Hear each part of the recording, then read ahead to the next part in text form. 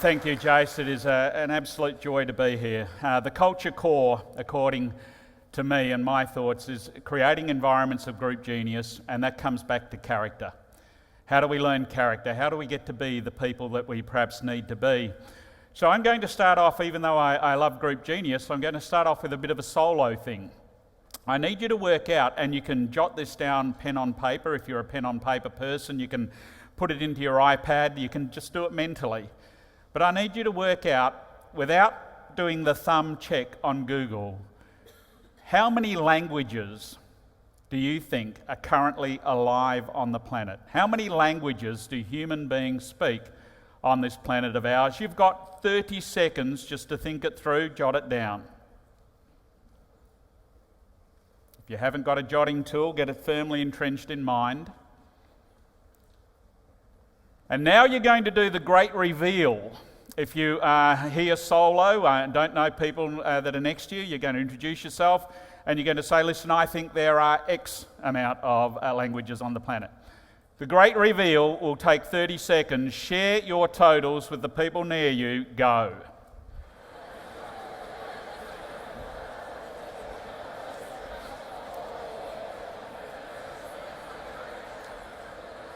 Given that it's group genius, I will return you to conversation over and over again.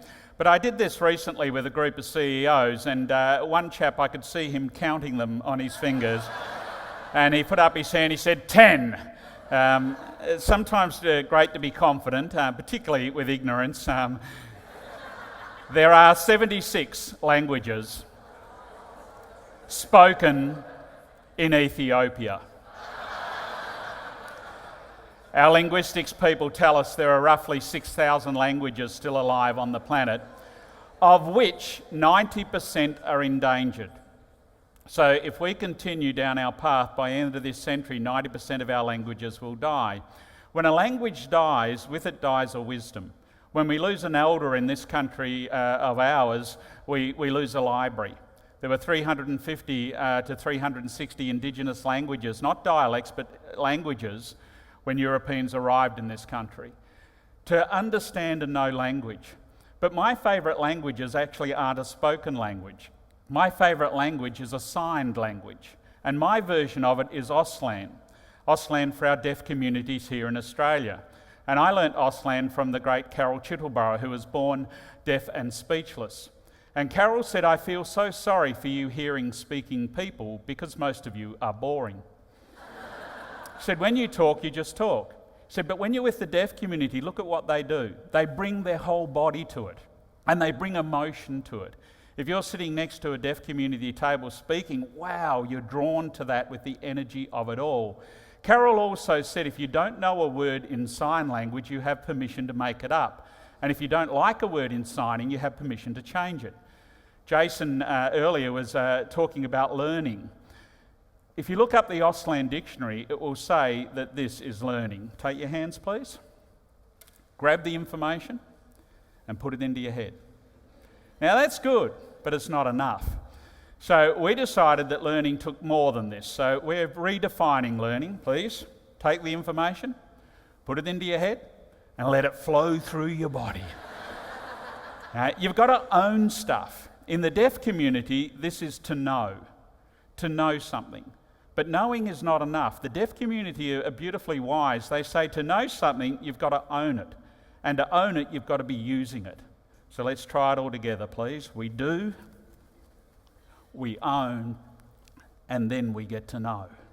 And that to me is essential in terms of this learning process. So having said that, I'm now going to give you 45 seconds with your new buddies next to you. Better, smarter, wiser. If you had to sign those three words, better, smarter, wiser, what would they look like in sign language? If somebody's alone, invite them into the conversation. 45 seconds, better, smarter, wiser, what does it look like?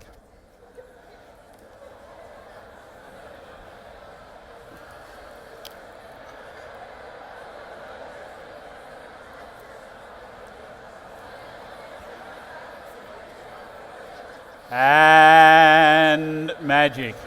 Now, Australian signing, or Auslan, is very different than American, very different than French, very different than Vietnamese. Very dynamic languages, the signing languages around the planet. But the word for thank you is fairly global. If you take your hand, please, and put it on top of your chin, and with respect, move your hand to the people you've been chatting with, give them a thank you.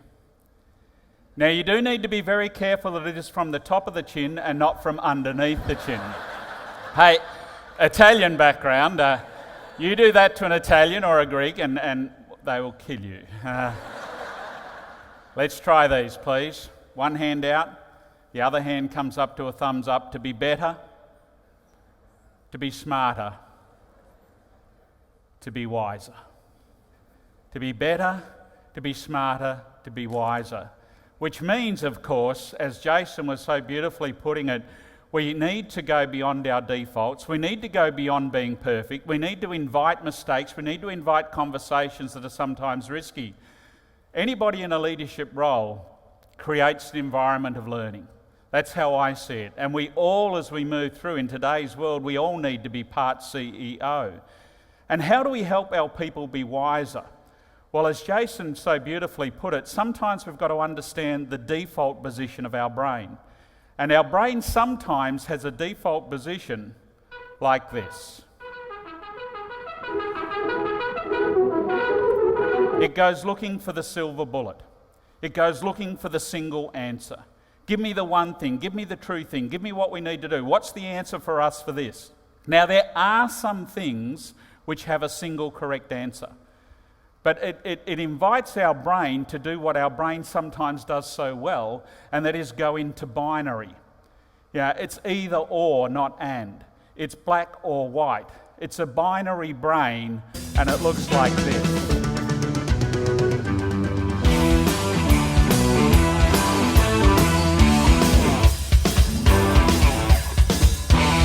You're either with us or against us. It's a yes or a no. It's a right or a wrong. Yeah, there was a time in my wonderful mum's life where she was bipolar. We now know that when my sister was born, a lot of years after me, that my mum went into postnatal depression. But in the 60s, we didn't have words for it. We just called it sick. We had to leave Kalgoorlie, where I was born and raised, and we'll go down to Perth so mum could get some psychiatric care. And the drugs they gave in those days were not exact, and they were quite harsh.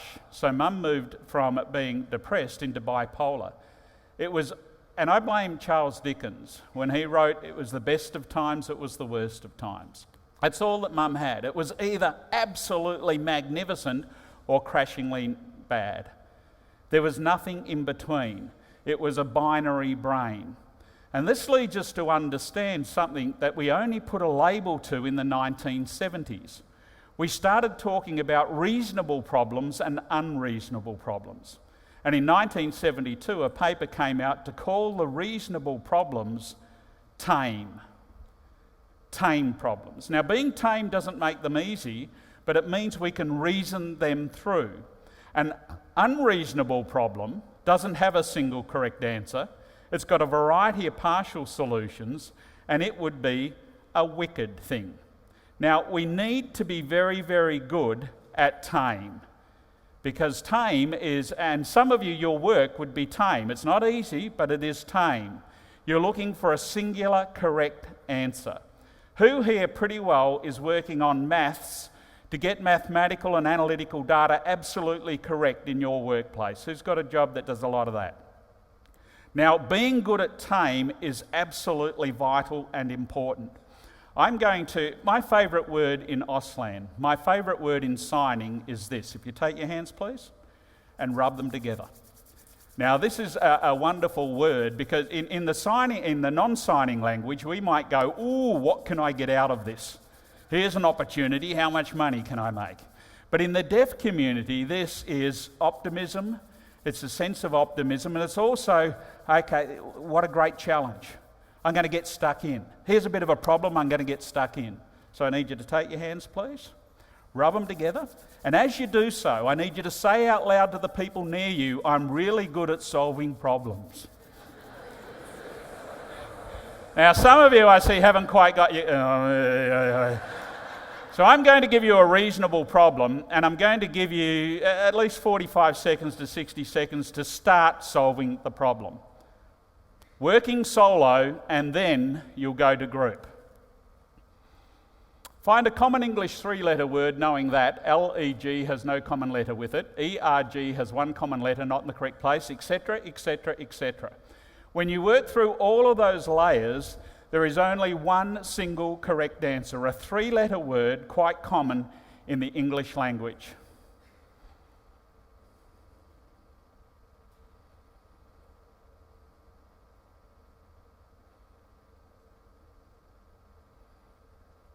If you've already worked out a letter, please raise your hand. If you're really irritated that people have worked out a letter, please raise your hand. Now, you can continue to work solo if you choose. Is there anyone who's actually solved the problem? Beautiful. Who's really pissed off with these people? Okay, now you can work together as a team if you choose to, or you continue to work solo. Let your buddies know how much you've got, where you're up to. You've got another 30 seconds. You can talk if you choose to. Okay, now whatever stage you're at, and let's be really honest with this, when I first put this puzzle up, whose brain went, oh, great, I love this kind of thing? Who looked at it and went, oh, shit, no? Some people, this is just wonderful. Their brain goes, and it gets it. Who actually worked out an answer pretty quickly? An answer being car, C-A-R. Now, so C-A-R is a single correct answer. Anything else is just creative to work with. And there are some things like a computer that can solve this very, very quickly. There are other people who are great at Tame, but then they think the problem is solved. I did some work with 700 dietitian nutritionalists, and they presented wonderful, wonderful research about obesity and other things. And they went, here's all the data, problem solved. No. Here's the data, all you've got is the data. How you solve the problems takes learning, takes a whole variety of approaches, it takes mistakes, it takes options. Tame problems are essential to work out. It is vital to get the tame stuff correct. Getting it wrong can kill. And I don't say that lightly. 2012 was a year we celebrated in Western Australia because it's the only year that we have not had a fatality on a mine site.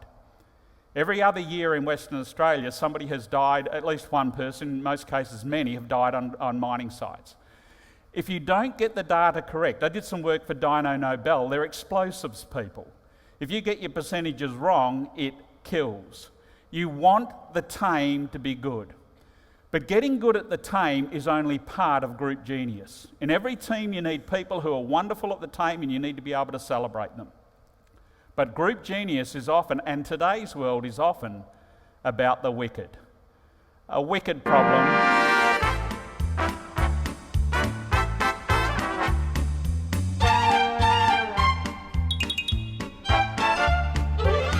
Now, this was 1972 when they called them Wicked, so this was before Wicked the stage musical based on Wicked the novel. This was before teenagers took Wicked and turned it to cool. But in many ways it is cool to be good at the wicked. When you read those things there, not knowing what the problem is, not knowing where to start, needing a whole variety of outsources, who can actually sense that you've been involved in quite a bit of wicked problems in your life? I was working with a particular group and one chap, he doesn't seem to be very engaged. Before I'm speaking, the CEO is speaking, and this particular chap in the audience is going, oh.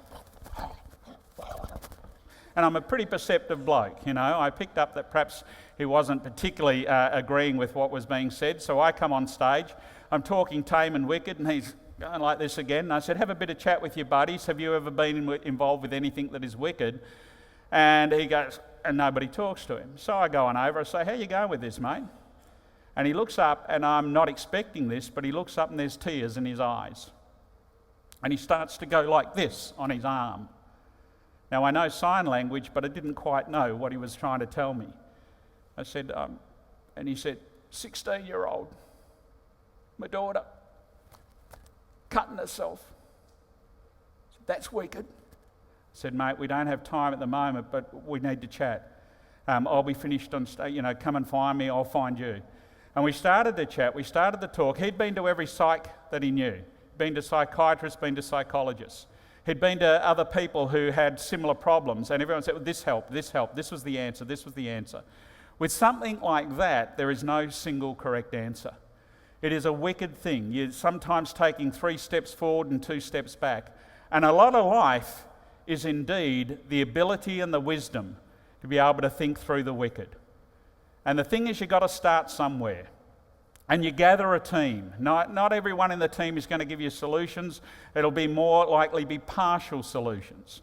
Within your work, there will be tame elements that have to be correct. You want to honour your people that are good at tame because they need to get all the data in and make it as accurate as possible. And sometimes you'll feel murky. Sometimes you'll feel as if you aren't making progress. But as Jason said, you've got to honour your tiny little improvements. You've got to honour that aspect. In sign language, I want you to follow me in doing this. Fingers and thumbs not quite together, and we go like this.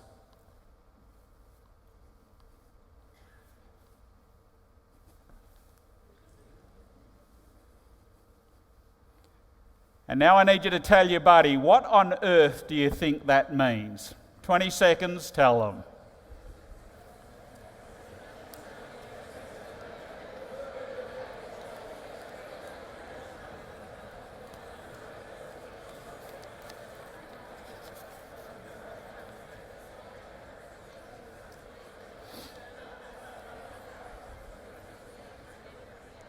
And magic.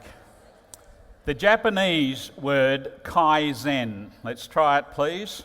Kaizen is a little bit, a little bit, a little bit, a little bit of improvement every day.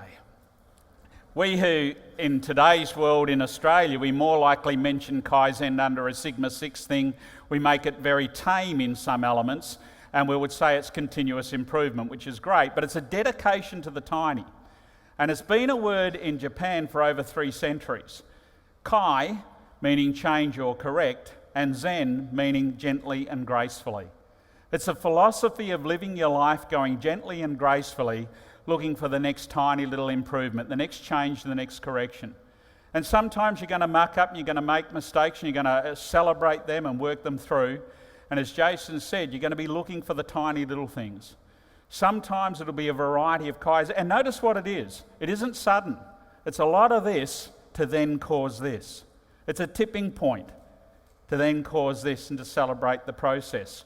Now, we love to teach Kaizen in a whole variety of ways, not just to organisations, but to anyone in schools. Working with the 5-year-olds in Merimbula, we taught them Kaizen in sign language, but then I thought that's not enough. So I wrote a little song, I believe in its original tune, and this is how the 5 and 6-year-olds in Merimbula start every day at school. Kaizen is a little bit, little bit, little bit. Kaizen is a little bit, improving every day. Let's have a really great day together. Let's have a really great day together. So they do that, get stuck in, and then they reach out for teamwork. And at the end of their day, they sit in a Kaizen circle and they share their Kaizens. When I was a kid in Kalgoorlie, if I spelt a word incorrectly, they marked it wrong with a big red cross. The Kaizen approach is to count the letters that you've got correct and to tick each letter.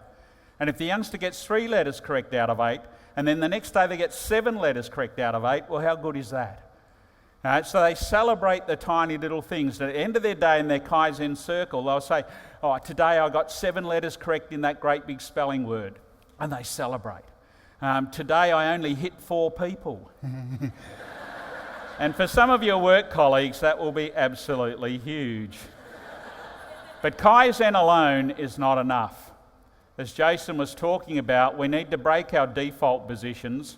As well as the Kaizen, the how better thinking, we need a wide Zen. We need to be able to look for the options that Jace was talking about. Sometimes we get trapped in the way that we do things.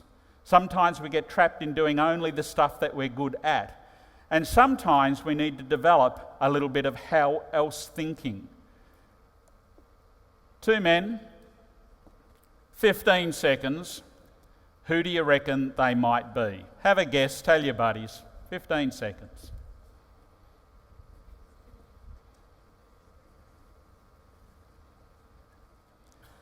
This piece of music may not help.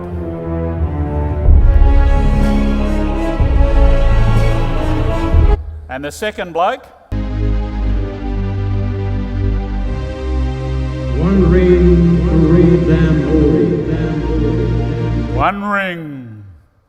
C.S. Lewis, Lion, the Witch and the Wardrobe, and Tolkien, Lord of the Rings. And they became buddies.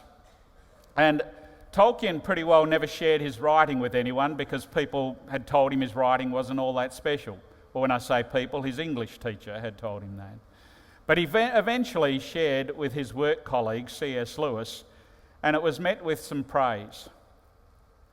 And from it they formed what they call praise-based criticism. So they would look and celebrate what is fantastic in this piece of writing is. And then they would start to develop personas to be able to help come up with a variety of characters and a variety of ways of looking at that piece of writing to improve it. Now, they used particularly elaborate personas. I don't. I came up with what I call the 3 Russian brothers and their cousin, and then another element too. So whether you're looking at a piece of writing, whether you're looking at a fitness plan, whether you're looking at an idea, the first thing you can look at is to go, what I love about this is, and what I think you should do more of. The first Russian brother. This is great if you did a bit more of this. And then the second Russian brother, his name is less of. Presenting at the World Thinking Conference, and the great David Perkins said, Glenn, I think human beings are pretty good at more of, but not so good at less of. And yet to learn to live with less can be a wonderful thing. And to be able to do that, we also need to understand the third Russian brother, rid of. We do not do rid of well in our society. How do we get rid of our coaches in football? Not well. How do we get rid of certain people in the workplace? Not well. How do we get rid of certain ideas and clutter? The great philosopher Nassim Nicholas Taleb, if true wealth consists in sound sleeping, reciprocal gratitude and good bowel movements, amongst other things, then it's largely subtractive. So when you're looking at your ideas, what might you need to drop? Learn to live in a place that's small, and it gets you to appreciate certain elements and things. Now, when Bainsy goes across the world looking at the orphanages, those kids don't have a lot. Tiny little things can make the world a difference. We could do a little rid of to give them a little bit more of, which could be a wonderful thing. And then, of course, the great innovator, the cousin, and his name is toss in. What new things are you going to toss into the brew? And how are you going to toss those things into the brew?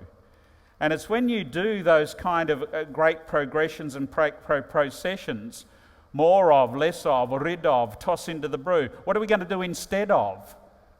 Instead of the girlfriend of the cousin, to be able to play the game.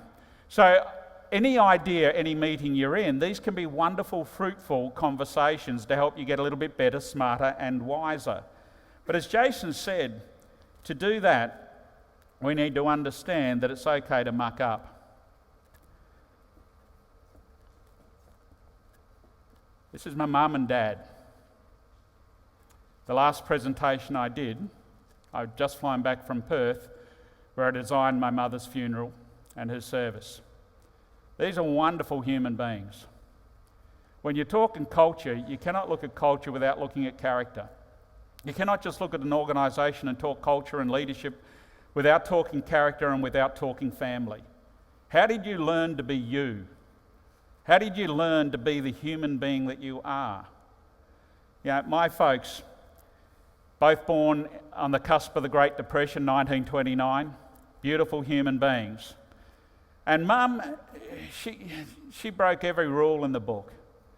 In fact, she used to call us, and pretty well anyone she met, a Dumbo at times.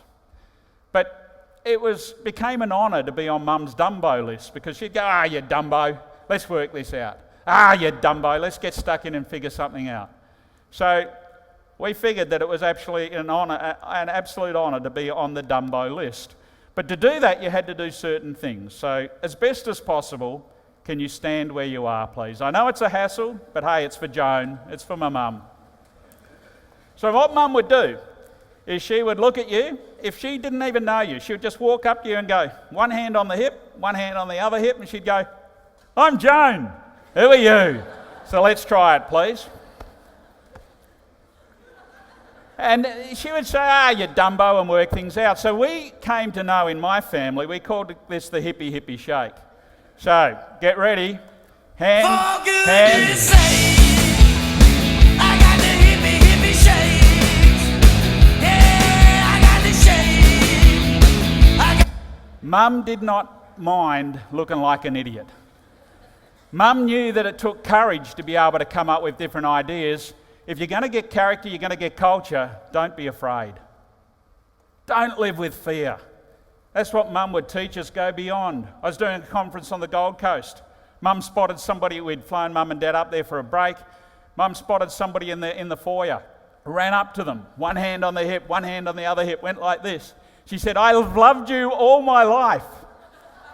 I just can't remember who you are. And this bloke looked at her and said, oh, well, I'm Maxie Walker. Who are you? And she said, Joan Capelli. And the wonderful Maxie Walker said, Kappa's mum, you're in every presentation he does.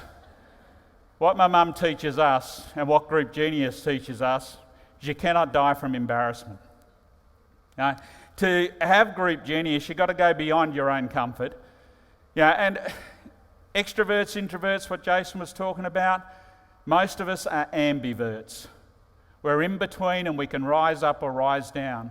When we've got empathy for others, we do the ambivert thing. We go a little bit this way or a little bit this way.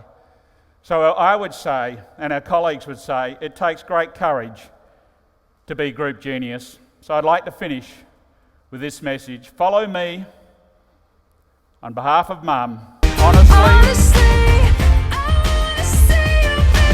that's brave. Let's try it. Honestly, Group Genius, culture. Have a great day. Thank you very, very much for listening in.